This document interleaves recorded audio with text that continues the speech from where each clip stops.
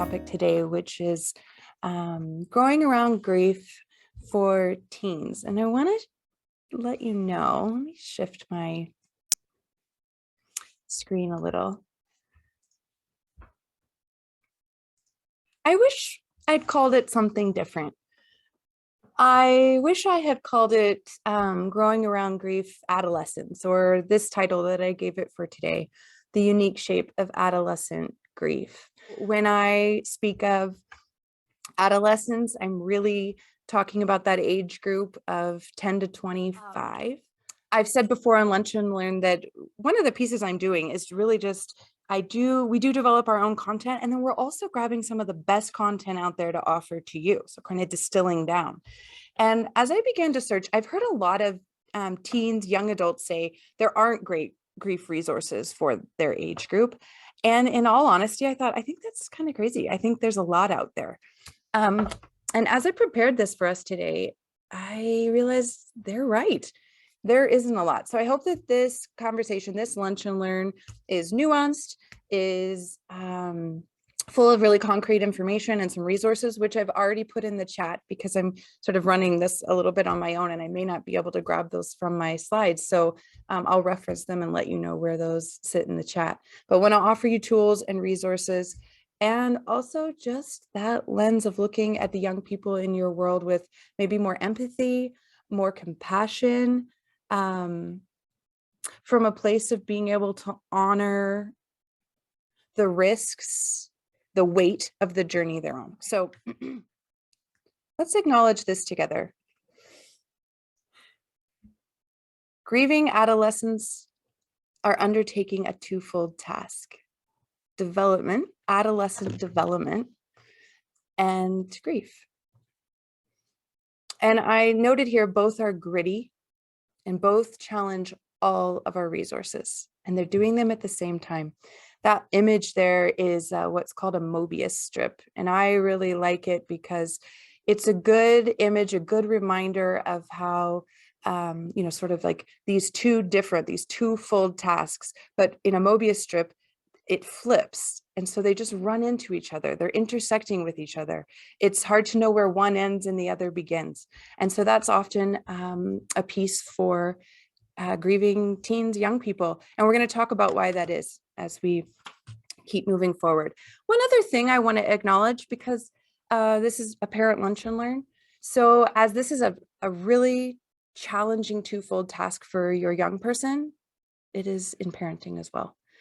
Parenting adolescents is monumental. And then helping them navigate those things, these identity changes, who they're becoming in the world. There's a lot of fears in parenting with adolescents without grief. And then you add that layer. And this is sort of like a impossible, difficult task. And as many parents tell us, there's no handbook for this, no handbook for parenting an adolescent. And there's no perfect handbook for parenting grieving adolescents, for sure. So we're going to talk about some tools and some ways to engage your young person that hopefully meet them where they're at in their development, because this is really critical. We're going to talk a little bit about that. One thing I want to, just say outright, when I said I hope that we will check our biases and deal with some of the cliches. One of the cliches that is out there is that because young people do become so connected to their peers and reliant on friendships as a part of their shift in identity and independence, which is all true. I think there is a myth that they also are going to push away from their parents and they're not going to need their parents the same. And I love this quote by MIT, their parenting research program, that says, "Loosen up, but don't let go." So your role is changing, of course, but there's still a very important, influential role that you have. And so we're going to talk about some ways to kind of just attend to that. I'm not going to go over sort of those official tasks of development for adolescents, but I did want to list them here for you. Because I don't know about for you, but when I look at this list of the things, the tasks, the the undertaking that they're doing, the adjustments that have to happen in order for them to be moving into adulthood in healthy ways, it is an all-encompassing list. It's a little bit overwhelming even when you read it.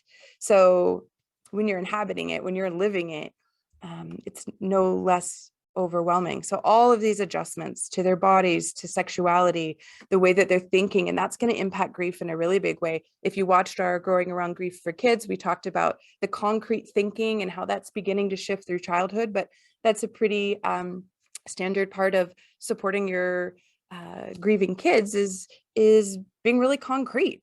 But in adolescence, throughout adolescence, that abstract thinking is developing, problem solving, consequence thinking, all of those things. Relationships are beginning to be thought of in more abstract ways. They see themselves and others in new ways.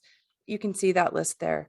And I often say that grief is an invitation to an identity project, if you will. Grief is an identity project. And adolescence is an identity project. And so when you imagine having to do both things at the same time, it's not even that adolescents are revisiting pieces of their identity. Sometimes with adults, we say there's a reconstruction of your life after loss. And not that that's totally untrue for adolescents, but when you think about it, they are actually still in that process of the initial construction. So it's not hard to imagine how disorienting that Mobius strip, that intersection, that link of grief and adolescence can be when you think about all of these things are kind of on the table and they are just in the process of adjusting to them. So if we can just think about it like the task of development, they're really focused on identity and independence from your family, from others who you've been emotionally dependent on, physically dependent on.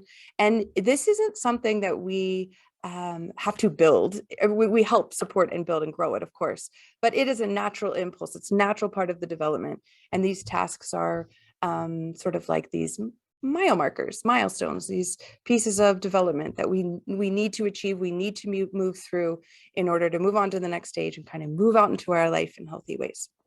So if these are the tasks of development for your child, for your young person, I want to say that these are the tasks of parenting, those adolescents going through those developmental changes.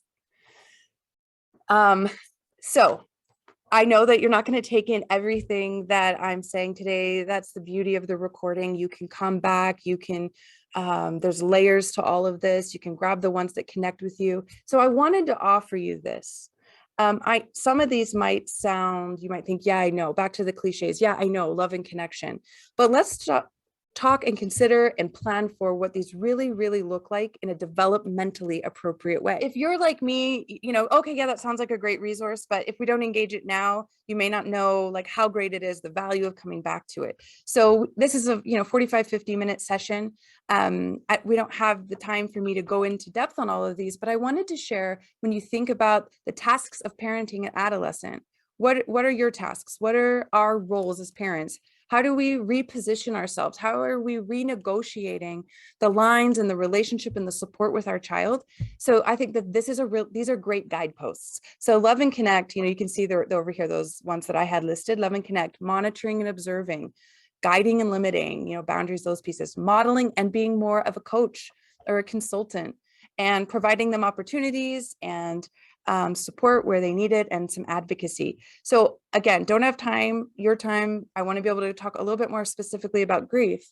But when you think about supporting the grief of your adolescent, you want to kind of understand how to meet them in these places. What I love about this resource is on each page, if you look over here on the right-hand side, it has so many great, rich strategies for parents. So this is the really practical part. I personally need to be reminded of the second one here. So I loved that one when I read it. It's like, oh gosh, yeah, I need to remember that. To acknowledge the good times that are made possible by who your teen, your young person is. Nadine and I, we were talking before we came on about how teens often, as I already said at the beginning, maybe I belabored the point, but sometimes they sort of get a bad rap. For me, sometimes it's like it's hard to connect to their depth. They sometimes feel a little bit shallow or just moody, right? There are those things, and they are true. Hormones are changing. All of those things are true. But there's really cool things about parenting an adolescent. And so just making sure in the middle of what's hard that we're also doing these things. So yeah, just wanted you to be able to see that. I think it's the first link. I put it there. I encourage you to bookmark that when you're thinking about what are my roles now to monitor and observe for my young person. I know for me, as my son in particular is coming into that, well, he's in full in that season. Part of saving my sanity, and also I think boundaries and healthy parenting, has been saying who he shows up as in the world does not always reflect who I am or my values as a mom or as a person. And creating a little bit of separation there, hard. Like he's not my report card. How he's showing up in the world, trying on ways of being as he finds his place in that identity project he's doing of adolescence. Disconnecting that from my own report card, my own worth, my own parenting has been important for me to be able to keep showing up for him. And so there is a part of like, they are going to have to experience a little bit more of the natural consequences of their actions and the choices.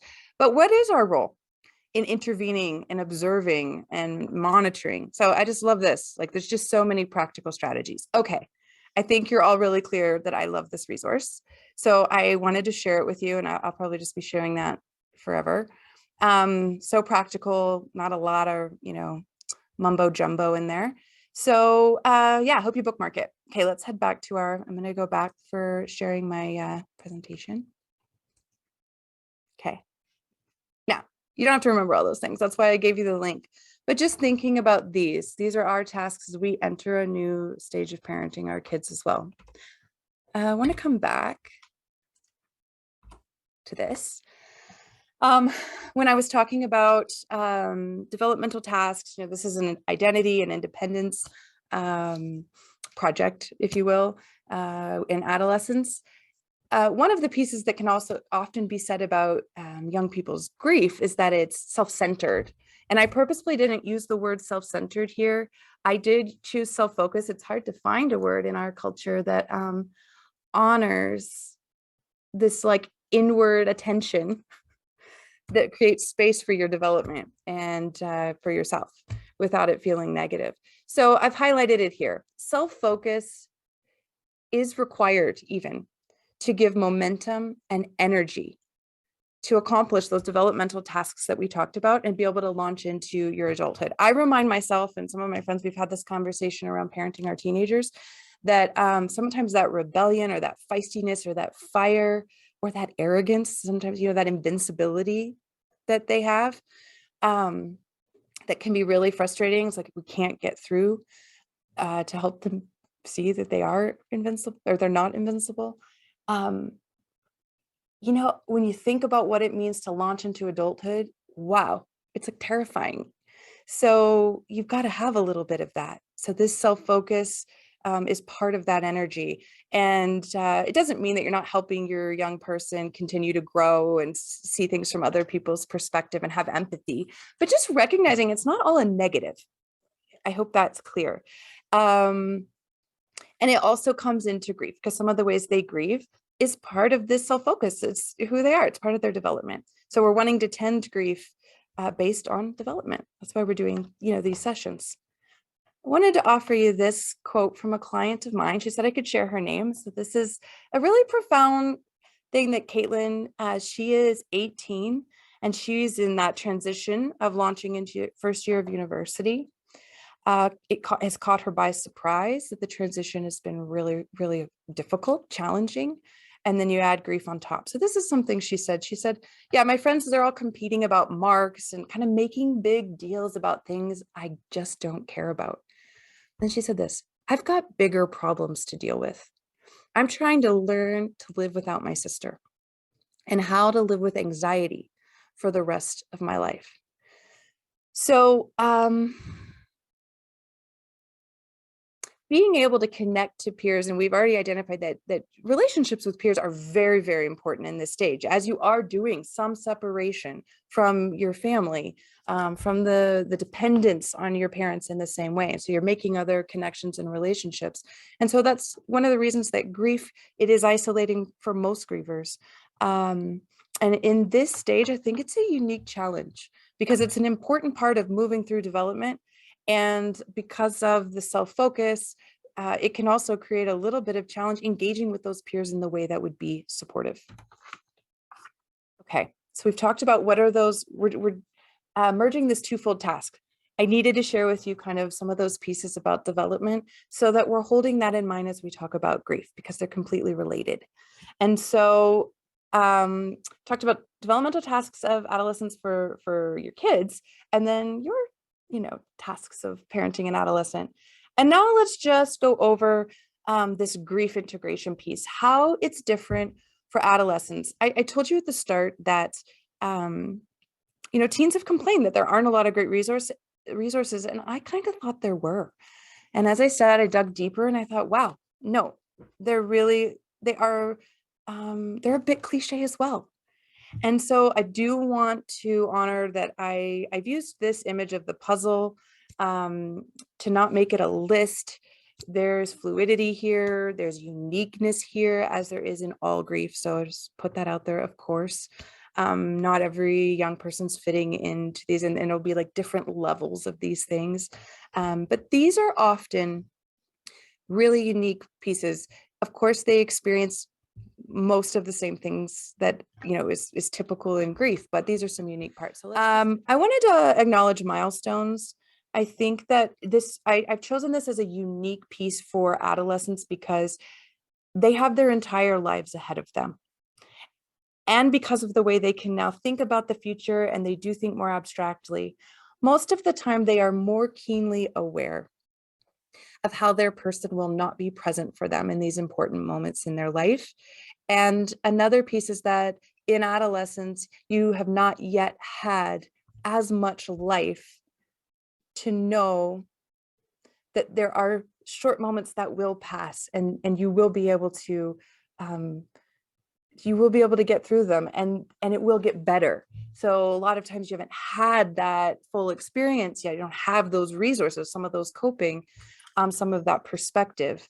And so I'm not encouraging that you offer that perspective necessarily, because that's may not work, but just recognizing that is a very tender, raw, painful part of grief, looking to the future and just seeing this life without this person in important moments. Grappling with the existential questions, back to the identity piece. These are the grapplings that young people are doing, and then you add grief into the mix.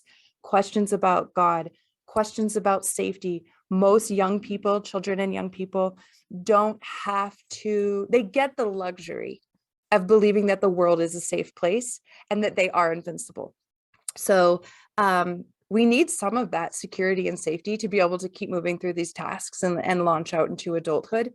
And so grief plus adolescence and some of the wobbliness there can make these more challenging. In grief, there just may be some questioning about beliefs that have been sustaining or comforting, that as you're asking these bigger questions, thinking about things in different ways, may no longer be able to be that support or comfort.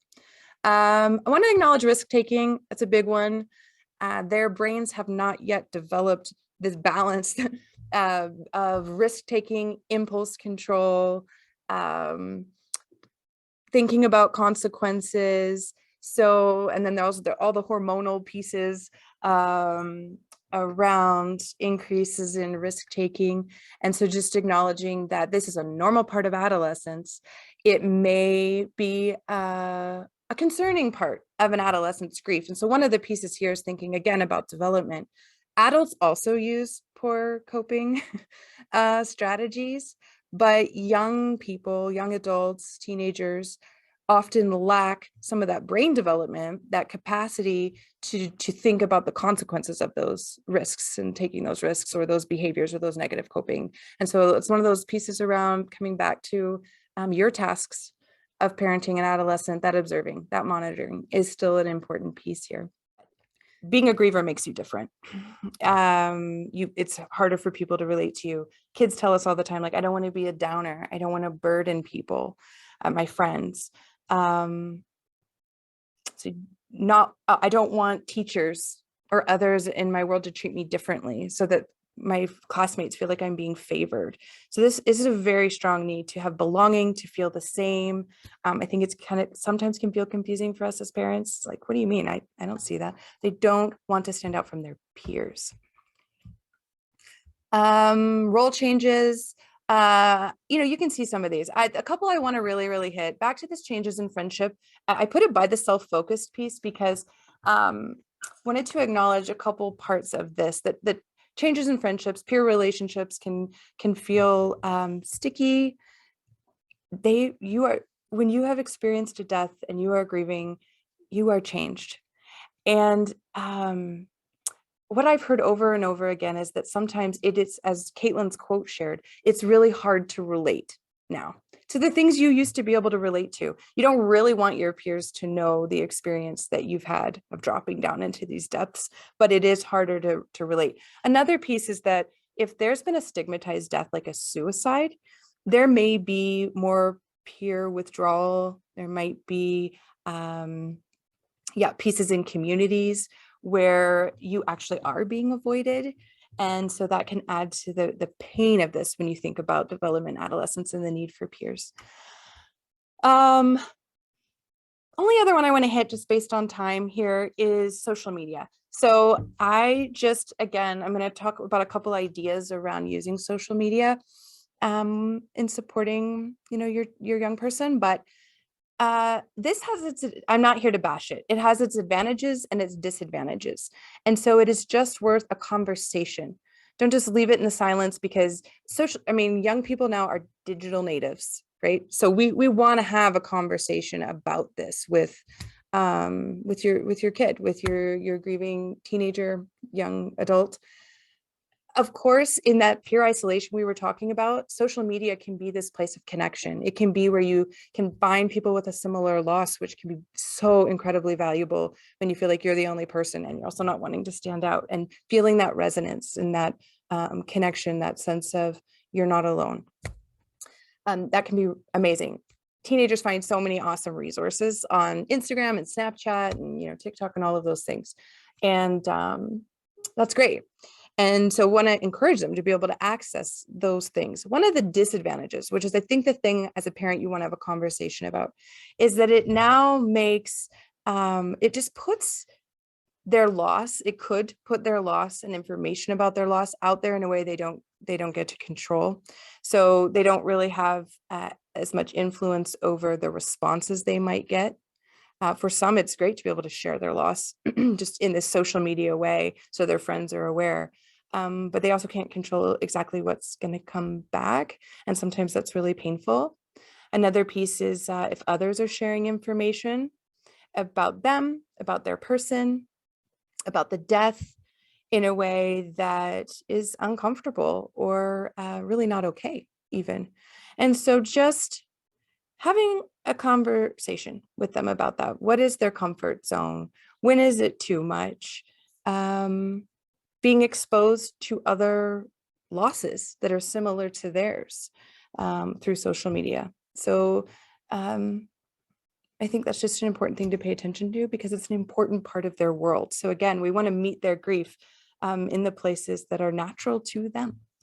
Okay, I am going to say one or two more things. I wanted to say, I think it's not on my puzzles, two more features I just wanted to highlight. One is another thing that increases at this time is that school content often becomes more mature in your teen years and obviously in university. And so there may be triggers around that related to grief. So had students where a book they're reading in class is about a death or it has themes of grief, and then the class is having a discussion about how it's okay to grieve and what's not okay. And of course, the class doesn't know that this young person is almost hearing it as a critique of their grief. But that is certainly how it felt. Another person who's in university is taking psychology classes, and there's a mental, illness portion, and they think, oh, good, I'm really excited to learn more about this and, my own struggles, only to get in there and hear messages like, people who struggle with OCD or mental illness are less resilient. And so the way that those messages come in and land, obviously it's not intended by the people saying them, but school content, even in health class, talking about suicide, talking about, as I said, mental health diagnoses, CPR. If you have a young person, or even if you're adolescent, maybe this was years ago, but they were part of, trying to perform CPR on someone who had died or was dying. These can be triggers, unique triggers, because they also have less control over that. We ask a lot. We expect them to kind of be moving in toward more adult responsibilities, with very little power over a lot of their day decisions. So just paying attention to that. Okay, that's a lot. Let me check in. Any questions, any thoughts before I keep going? I hope what we've done here is connect the tasks of adolescence with the unique task of grieving when you're in that age group. Okay, I don't see people with too many questions, so I'm going to keep going and hoping that you're able to take it all in.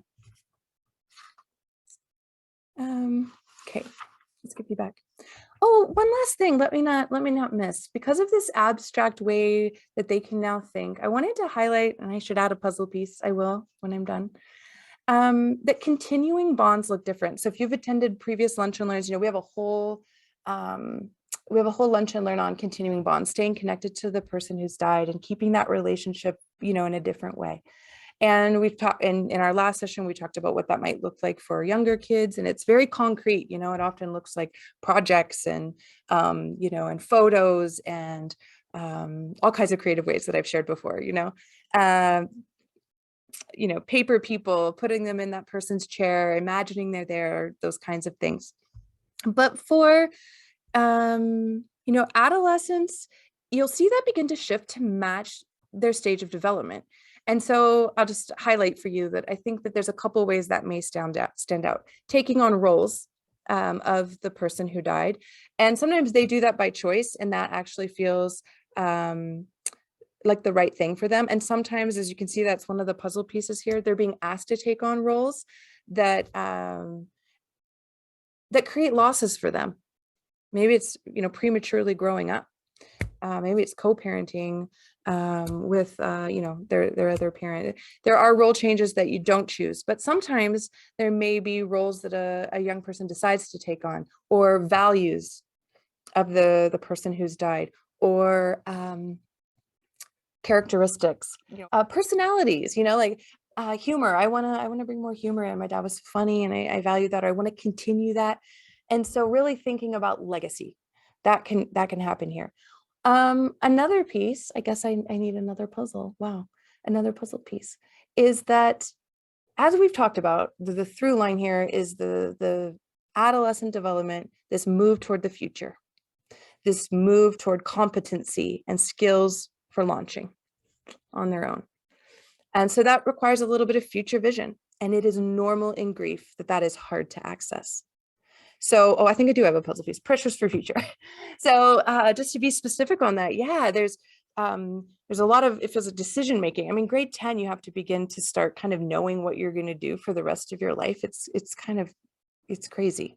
That's already a really big ask. But for grieving young people and adults, lack of clarity, feeling the future is blank, these are normal, can be really helpful. Remember that, is this normal? Am I crazy? I've never experienced this before. That can be really helpful to reassure. No, it's okay. This is a normal part. This will not last forever. Monitoring, observing, connecting, paying attention to that. But that also complicates what it's like to be a young person, adolescent grieving. Okay, I really am going to move on from that slide now. Welcome to come back to it. So again, I just wanted to offer, these are real voices from young people here. I think my mom thinks of hugging my little siblings more, but I would like it too. Don't forget it. You know that part where I said, loosen up, don't let go?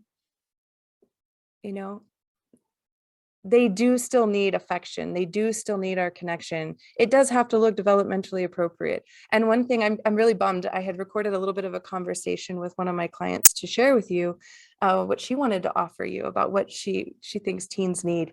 And one of the things she said is like, you know, just sitting together on the couch watching a favorite show, it doesn't have to be like steeped in grief, but this kind of connection. This is a resounding one. So I added two different thoughts from clients, but this comes up a lot. I wish I didn't have to ask people to check in on me. Or I wish my friends would just approach me and ask how I'm doing, and it didn't have to be weird. So lots of times, as you know, if you're a griever, that people choose silence when they don't know what to say. And this is painful. I think as parents, we want to, and even for myself, you know, I was thinking about this, we want to be careful and check the buy-in to when kids do the shrug, especially, you know, adolescents do the shrug. It's not a big deal. It's fine. They may be coping okay. I'm not denying that. But it doesn't mean they're not grieving and that they don't still need this active support. I love this. I don't know where it's attributed to. So if I find it, I'll add it. Or if you know, tell me. But this sort of cartoon, this image that I borrowed from Nadine's work, which says grief can make us good actors. And I'm sure you've experienced this as a griever, and young people, this is what I'm talking about, having to just put on a mask and show up as other than what they're fully experiencing. So let's talk about that a little bit. Let me check the time. Okay. Just want to highlight for you. I was just saying, we kind of want to check our buy-in to fine. You know, it's okay to say like, okay, is that like a real fine, or you don't want to talk about it? Fine. You know, it's okay to be checking in with those things. Let them know you're paying attention. But we just want to highlight this.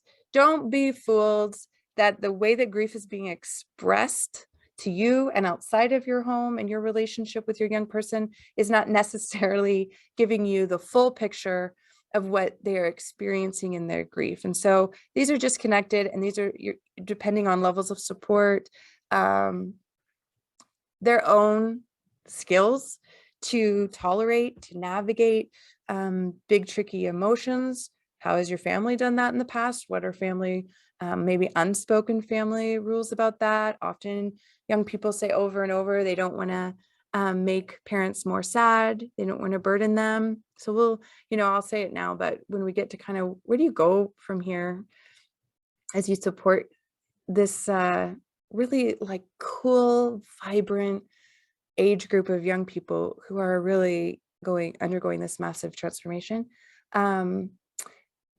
I think it's really valuable to make sure that you are tending your own grief. I know that's easier said than done, but it's actually an essential part of being able to support your young person's grief experience, so that you can let them know, I am going to be okay with however your grief needs to come forward, even if it's different from mine, or and I want to be curious about it. I want to understand that. So just want to put that bug in your ear. Let's just go one more on that, say a little bit more. This will move on. I just want to highlight grief can be expressed in so many different ways. I know we know this. I think this is another one of those cliches, but I think it's worth saying that there is a bias. There is a bias that, you know, grief processing, expressing grief is like emotional or verbal. We're talking about it, or we're having big feelings about it. And so just to highlight, even when we're going to talk about ways of supporting them to process, express their grief, it can be intellectually, it can be, they're thinking, especially this age, they're doing a lot of processing cognitively around it. Creatively, maybe it's music, maybe it's writing, maybe it's art, a lot of many creative ways. I also wanted to add actively, and so maybe I could have said physically, but I think that this one gets a little bit of a bum rap. And I'm not going to talk about it. We did a whole lunch and learn on the different ways people grieve. I think it's number 3. Go on our website.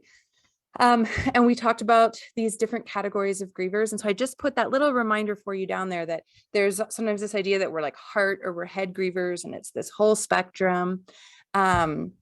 It's called intuitive or instrumental being that more active side of grief, the doing, the intuitive being like the heart, the feeling side of it.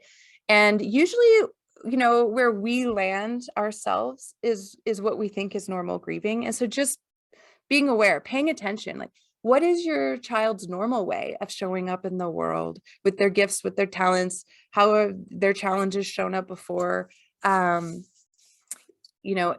energetically, back to this active physical piece. If you have a big energy kid, you're likely to see grief showing up in this way, and also supporting grief in this way. Being active or movement, for example, connects us to the self.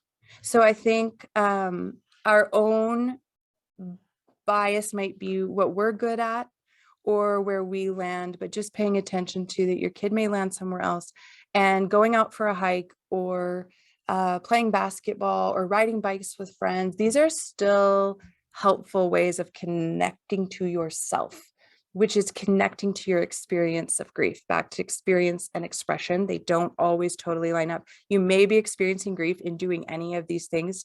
They may be experiencing grief while they do any of these things. And you may not know it. Like you may not see the outward reflection of that, but just paying attention to that. Okay.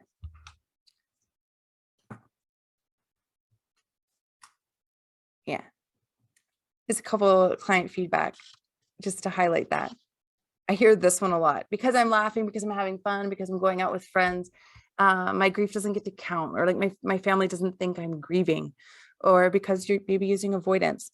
That might be where my train of thought left me, that avoidance can get a bad rap, and teens often know how to do that. That's where I was going. That it's healthy to move in and out, almost like we've talked about with kids. They do doses of grief. Young people also do this. They do have greater capacity for coping, and so it may look a little different, but distraction and avoidance is can be helpful. But just as we can use any of those healthy strategies for avoidance, they can also be used to support a healthy expression of grief. So this is something a lot of adolescents wish their parents could remember. There's more to grieving than crying. So just checking our bias on that, not forgetting this. I think as parents, but also like for me as a professional supporting grieving kids, the only person who gets to decide what grief looks like is the person experiencing it.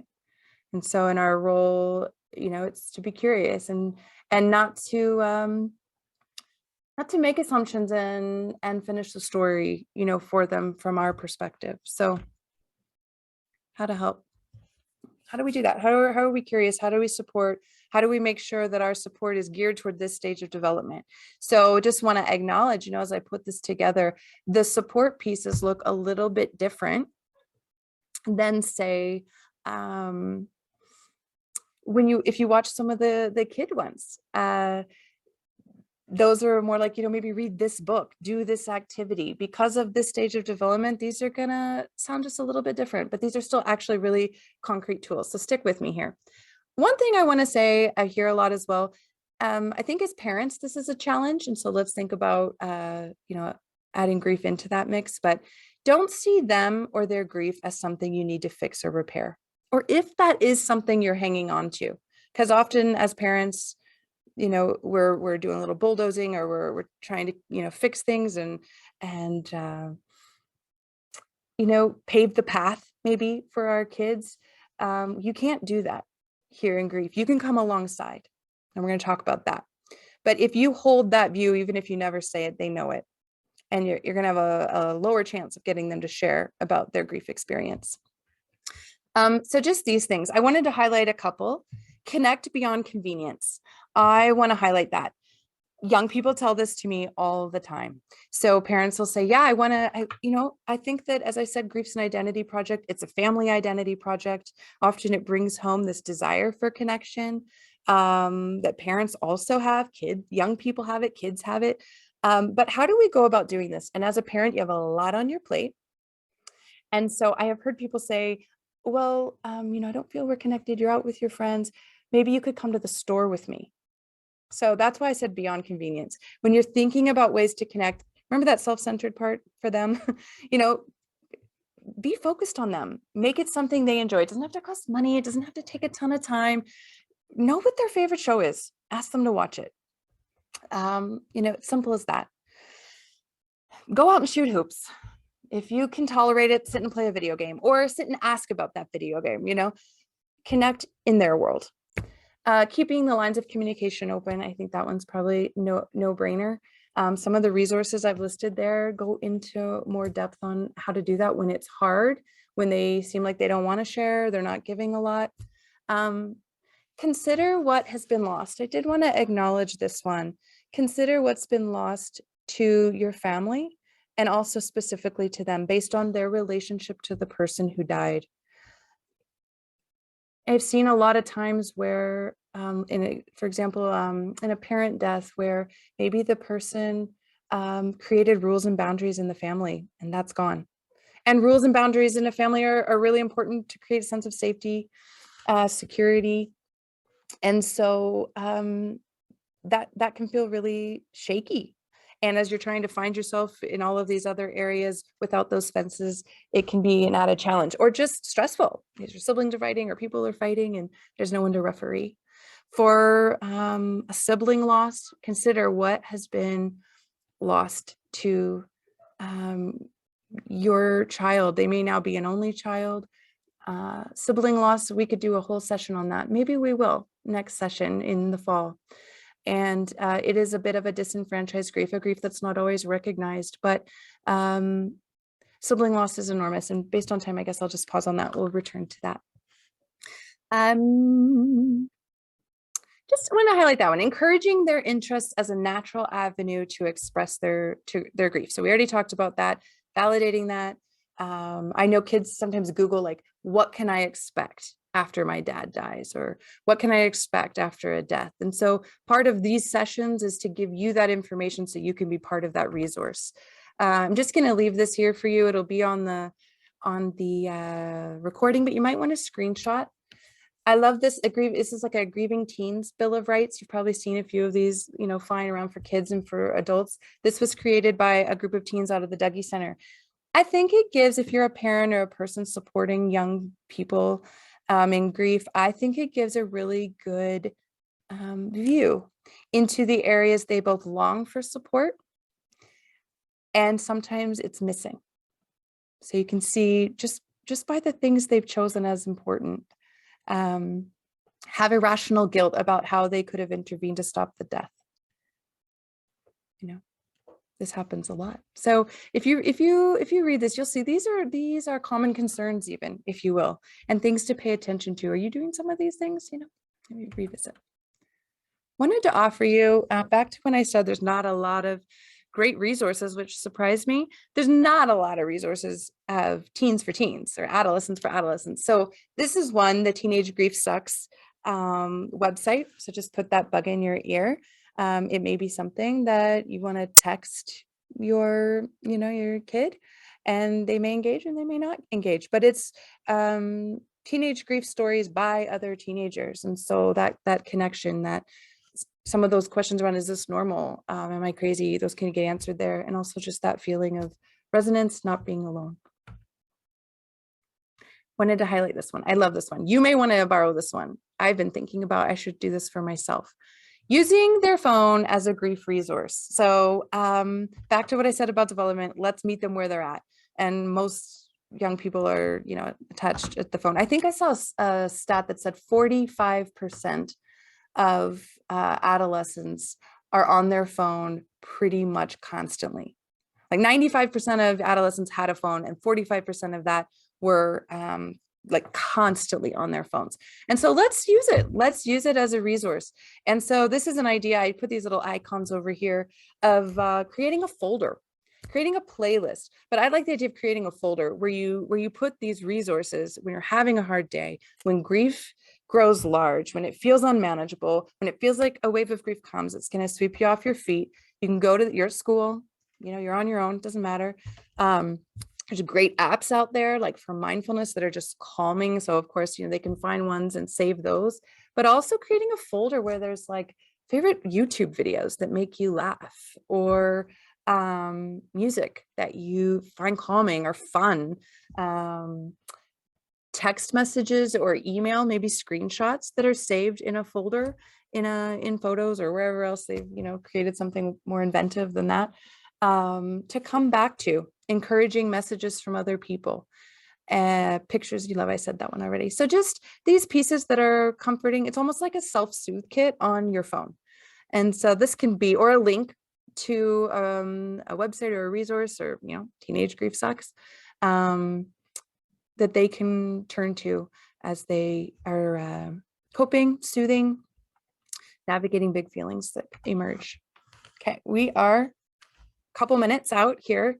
So I wasn't planning to spend time here. This is also, I linked this in the chat. I really wanted to give you this. This is kind of just another way of expressing what we've talked about as our tasks in parenting adolescents. But I think that this one is really true to grieving adolescents, because it's not just adolescents, because I chose that phrase, nurturing a rooted relationship. So you don't have to be parenting a grieving adolescent for this to be important. But I think when you are navigating parenting through challenges with your kid, these ideas, expressing care, challenging them to grow, finding ways for them to grow, holding them accountable, providing support, sharing power. Because back to this shift that's happening, we need gradual release of responsibility for adolescents based on their skills and these emerging abilities. And we need to share power. We're renegotiating our relationship with them. We have to be open to that if we want to keep connection open and be able to support and keep expanding opportunities and possibilities for them. So there's a lot of really beautiful things on that. Go to the link and maybe return to it, bookmark it in your phone. So as we close, I just want to highlight these. Offering your teen, what are we doing? Kind of boiling it down. Non-judgmental safety and connection. Reassurance as they struggle for meaning, right? They're constructing meaning with this task of grieving, but also with adolescents. Okay. And then this other one, intervention if destructive behaviors emerge. I can't let you go without acknowledging this one. Obviously, this is a huge concern for parents just parenting teenagers and young adults, recognizing there's that risk taking, there's not a total catch up yet in their brain development. And so what risks might they take that have consequences that last for a long time? And so I think this is an added concern when there's grief. It's like, what's grief? What's not? And what's more significant? We also have a lunch and learn on what's grief, what's not, what's behavior, and how to approach that. So if that's a big question for you, check it out. But I wanted to acknowledge that just there are times where this is beyond only grief, where there's some other pieces that have come up that are making it a little bit more difficult, that are a bit of a rock, I have my rock slide there, that are blocking the road. Maybe it's a boulder. Maybe it's just, it is, you can navigate it, you can climb over it. Maybe it's creating a detour. So we're paying attention to those things and, intervening. We're observing, back to that, one of those first slides about our tasks as parents and adolescents. This is still our role, and they still need us to do this. As we close, this message, I said, be careful of the messaging of like, you need fixed, your grief needs fixed, let me help you fix it. Also this, you're not a burden. I hear that a lot. Feel like a burden. Feel like a burden to your parents. Feel like a burden to your friends. Very isolating, lonely feeling.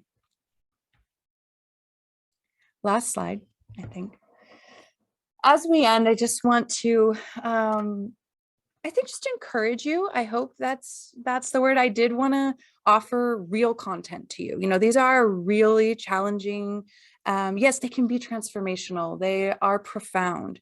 They don't have to be. There's a quote out there I love that says, your grief doesn't have to like transform you into anything. Like it doesn't have to be this productive, beautiful thing, but it is a transformational time. It is scary. There is a lot on the line, but I want to offer this as we close, and I truly believe it and mean it. That resiliency we've talked about before is not this innate quality that people have or they don't have.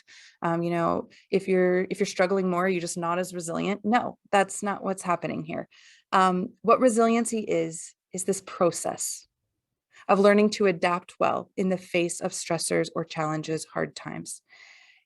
How that happens, and I wrote that here, those challenges develop into resiliency when these really difficult, big challenges are being mediated through a really safe and supportive relationship. And that's our role as parents. And so that's why we're doing these lunch and learns. That's what this lunch and learn is about, is to help you feel like you just have a little bit of a handle, some ideas to come back to about how do you continue to nurture a rooted relationship for your child, this safe and supported relationship, so that as they navigate this challenge, no one signed up for, totally unfair, that they come out more resilient. And kind of also to anchor into that hope that that is what's happening as you navigate this with your